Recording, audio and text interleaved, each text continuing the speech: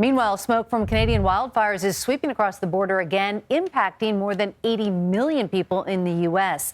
The below-average air quality conditions have prompted beach closures as well as calls to stay indoors. Joining us now is Andrew Ramos. He is a reporter for our Chicago station, CBS 2 News. And I know you are in a very hard-hit area.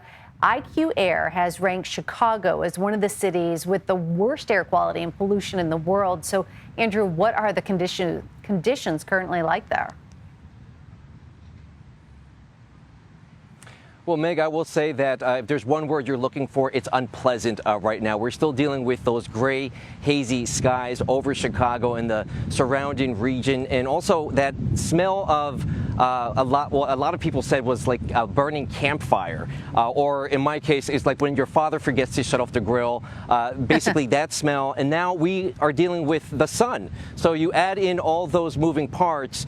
It's a very unpleasant situation. We're expected to be in the low 80s today. So again, another moving part into a situation that is very uncomfortable, especially if you have any sort of respiratory issues like asthma or COPD. Well, it really does look smokier there today in the pictures we were just showing. How has it changed since yesterday?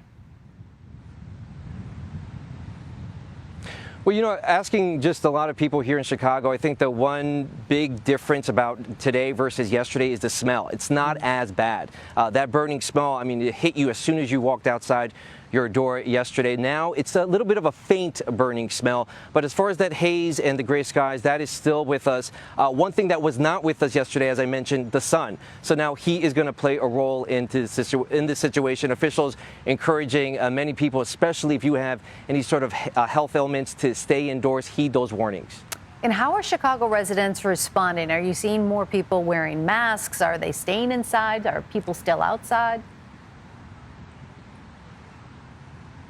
Well, you know, I guess it depends on who you ask, because we spent a good part of the day out yesterday. A lot of people wearing the masks, heeding the warnings.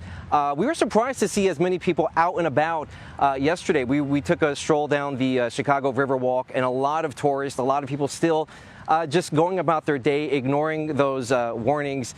And we spoke to a doctor yesterday who specifically said you may not feel it immediate, but 24 hours later, it may be a different conversation. You may have watery eyes or a cough that wasn't there before. So it really depends on who you speak with. Right now, we are here at a park in Chicago where a summer camp was supposed to happen today. It was a soccer camp, I should say. And they decided to cancel. They decided to heed those warnings and cancel. They did not want to put those children's health at risk. But also, you're seeing the opposite. You're seeing a lot of people who are continuing on with games. A mother that we're expected to speak with later on today, she's very upset that her son's Little League tournament is going to move on schedule tonight. And she feels like she should not have to make the decision between her child's health and whether or not he plays in this big game. So you see a lot of two different things going on here in Chicago right now as we're dealing with this air quality issue. All right, Andrew Ramos for us in Chicago. I hope you get a break and get some eye drops in pretty soon. Thanks so much.